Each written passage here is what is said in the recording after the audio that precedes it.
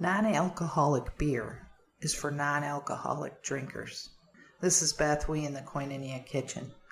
Most people that fight addiction know that the solution secured in 12-step programs refers to the maintenance of a person's spiritual life as the key to becoming happily and usefully whole. Since true addiction affects the three natures of the person, their body, their soul, and their spirit, the healing of the disease must address all three as well. Physically, the body has to be detoxed from the substance to which it is addicted. Like an allergy, the body has an abnormal reaction to the substance, which leads to addiction. The mental obsession is described in recovery literature as the key issue for the soul. Since the soul is made up of emotions, reasoning, and will, it's clear that obsessive thinking will spark chaotic thinking and behaviors.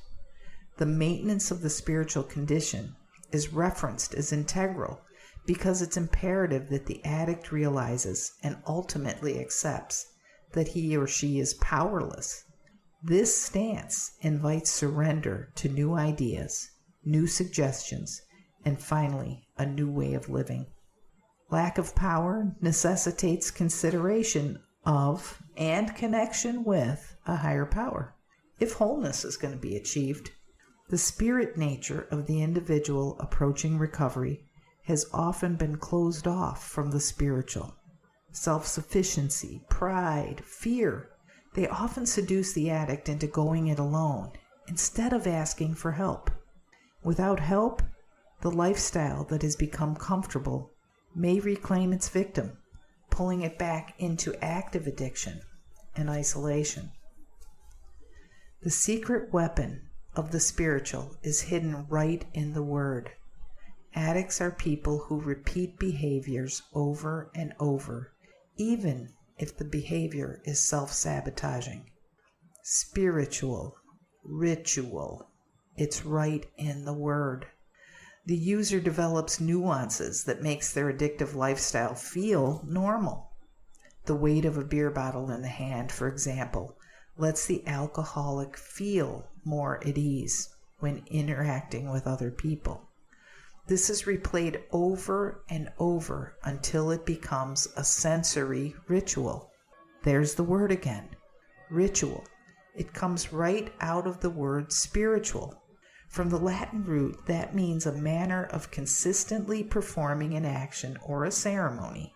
It is easy for a former addict in recovery to see how the disease utilizes the human trait of developing rituals against their highest good.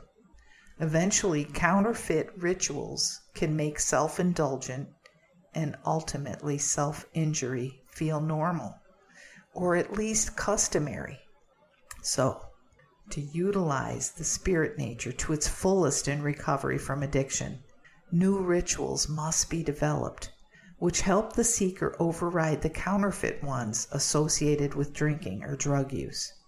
Daily devotional readings, self-examination journals, working the 12 steps, regular attendance at 12-step meetings. These are just some of the new rituals that can feed the spirit seeking solution. When these rituals become a regular part of life, a new lifestyle emerges, and it offers comfort and reliability without the need of the substance or the compulsive behavior that drove the addict to seek recovery. These new spiritual rituals can lead finally to steadfast endurance, sound thinking, and a lifestyle of freedom. Rituals, they're really important. Every active addict or alcoholic has engaged in rituals to make their abuse feel normal. It's time to change the rituals, and it can maintain the spiritual when you do it. I hope you're feeling better because you had a listen. Good Seed Podcast is powered by the BethWe nonprofit ministry based in Vero Beach, Florida. Our goal is to start the uncomfortable conversations that turn complacency into action and despair into hope. Connect, communicate, and thrive with us. Check us out online at BethWe.com.